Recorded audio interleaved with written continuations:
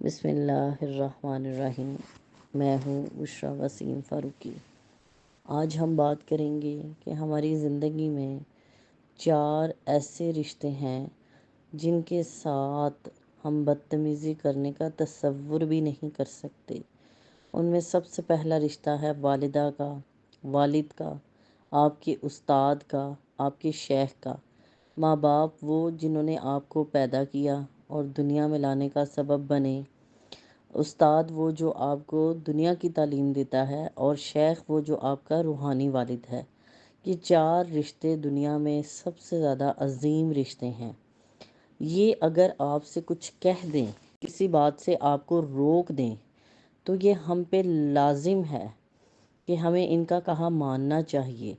اگر ہم نے ان کے سامنے اپنی زبان چلائی یا ان کی کسی کہی ہوئی بات کو انکار کیا یا اپنی عقل کے گھوڑے دوڑائے، تو اللہ تعالی ہمیں دنیا میں بھی اور آخرت میں بھی رسوا کر دے گا، ذلیل کر دے گا۔ ہم بدبخت قرار دے دیے جائیں گے، کیونکہ ان کے ساتھ نافرمانی اللہ تعالیٰ کو سخت ناپسند ہے۔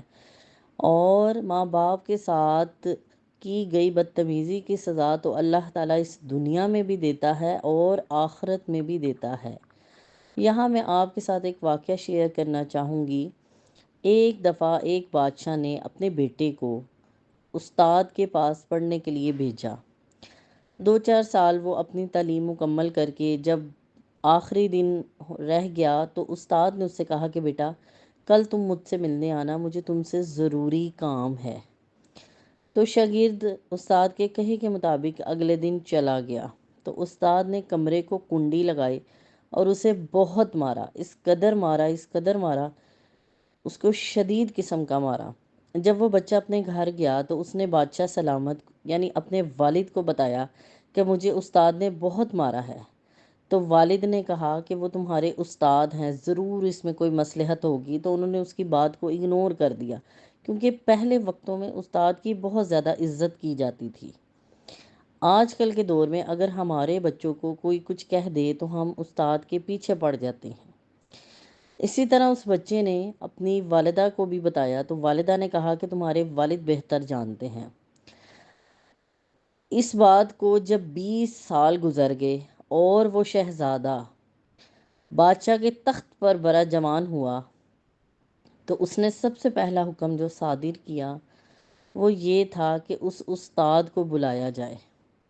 اس نے اپنے استاد کو بلایا، اور جب وہ آئے دربار میں تو وہ بہت زیادہ بوڑھے ہو چکے تھے، سٹک پکڑی ہوئی تھی، کمر جھکی ہوئی تھی، ان کی پلکیں سفید ہو چکی تھیں۔ تو انہوں نے کہا کہ آپ نے مجھے پہچانا ہے، میں آپ کا شاگرد ہوں۔ تو استاد نے اپنی آنکھیں اوپر کر کے جب دیکھا غور سے تو مسکرا پڑے۔ تو انہوں نے کہا کہ میں نے آپ سے یہ سوال کرنا ہے کہ آپ نے مجھے آج سے 20 سال پہلے بغیر کسی وجہ سے بہت زیادہ مارا تھا، مجھے آج اس بات کا جواب چاہیے کہ آپ نے مجھے کیوں مارا تھا۔ تو استاد نے کہا کہ تمہیں آج جس کرسی پر تم بیٹھے ہو، تمہیں آج کے دن کے لیے میں نے مارا تھا۔ میں جانتا تھا کہ تمہیں اس کرسی پر بٹھایا جائے گا۔ میں نے تمہیں اس وقت اس لیے مارا تھا کہ تم جب اس کرسی پر بیٹھو تو کسی کے ساتھ بھی ناحق زیادتی نہ کرو، بلکہ ہمیشہ انصاف محبت کا برتاؤ کرو، تاکہ آنے والی جو نسلیں ہیں وہ بھی تم سے محبت کرے، رعایا کے ساتھ بھی تم رحم کا معاملہ کرو۔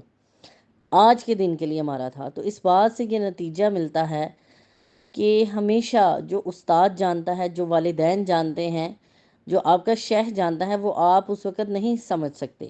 یہاں پہ اللہ تعالیٰ فرماتا ہے کہ میں تمہیں وہ نہیں دیتا جو تم مانگتے ہو، بلکہ میں تمہیں وہ عطا کرتا ہوں جو تمہارے لیے بہتر ہوتا ہے۔ اللہ تعالیٰ ہمیں سخاوت والا رزق، بندگی والی زندگی، عاجزی والی عبادت اور ایمان والی موت نصیب فرمائے۔ وما علینا الا البلاغ المبین۔